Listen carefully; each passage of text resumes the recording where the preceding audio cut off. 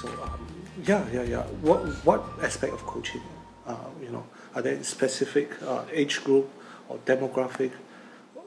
What are you doing? Well, at the moment, I've kind of just starting out. I've done my coach-to-coach training. Mm-hmm. I'm working towards becoming accredited with the International Coach Federation.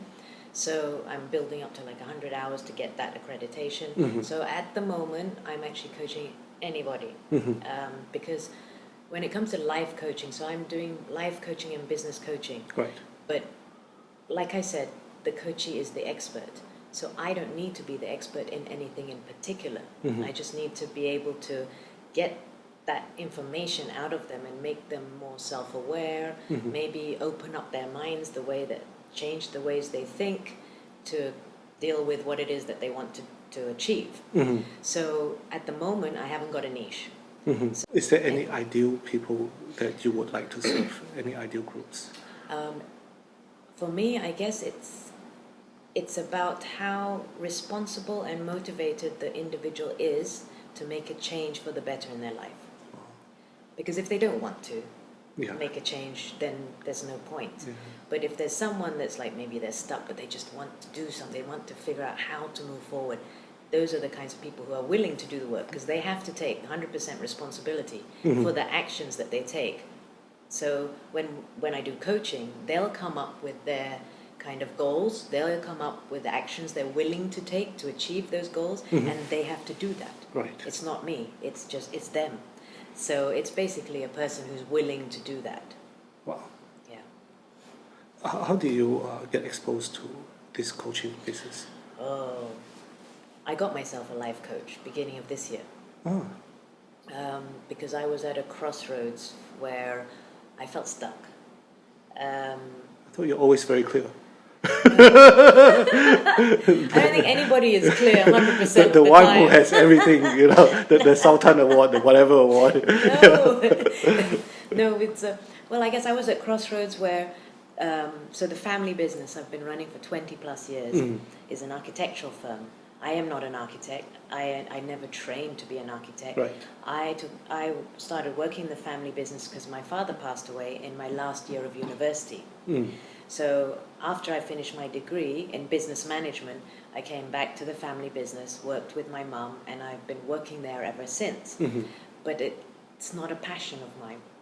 For 20 odd years. Yes. Jeez. Yeah. And I was... That deserves an award. I guess the thing that has kept me doing it is my father's legacy. Mm-hmm. He was my hero. I looked up to him, and he just had all of the values, I guess, that I look up to. And for me, the most important part was keeping my dad's legacy alive. Wow.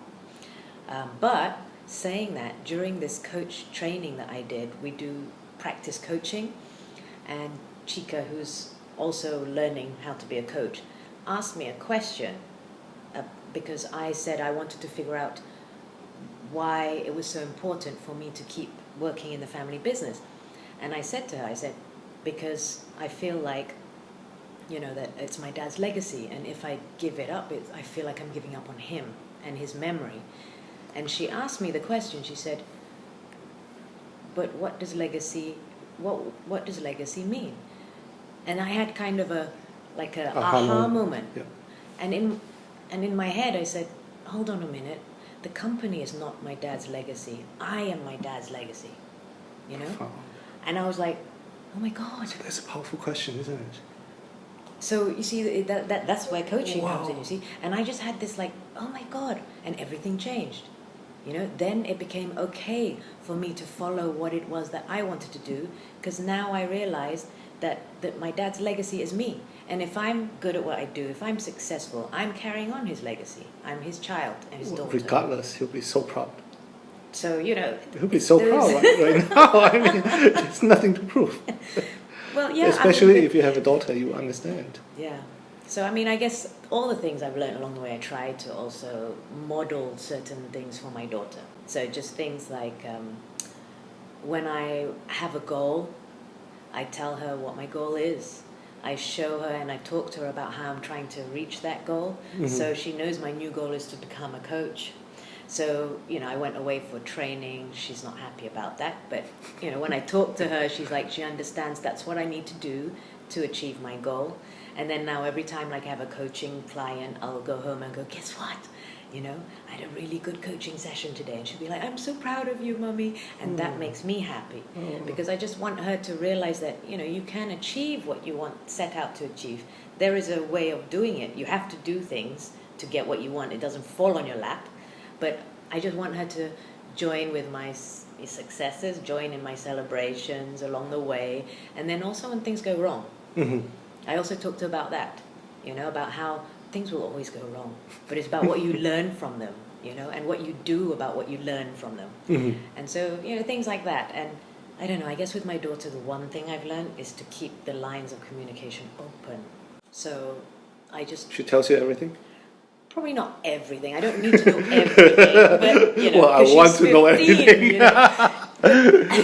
I don't so I put myself in her shoes too. I wouldn't want her to know every single thing about what I do in my life, So I can understand that, there's certain things that should remain private, that's yours to know, but the important things, and like being able to openly talk about them. I guess with life, there are priorities. You can't do all of it all of the time, which is one thing I learned. The other thing I learned was to be kind to myself and recognize that I can't be everything all of the time. You're a type A, isn't it? Maybe, I don't know.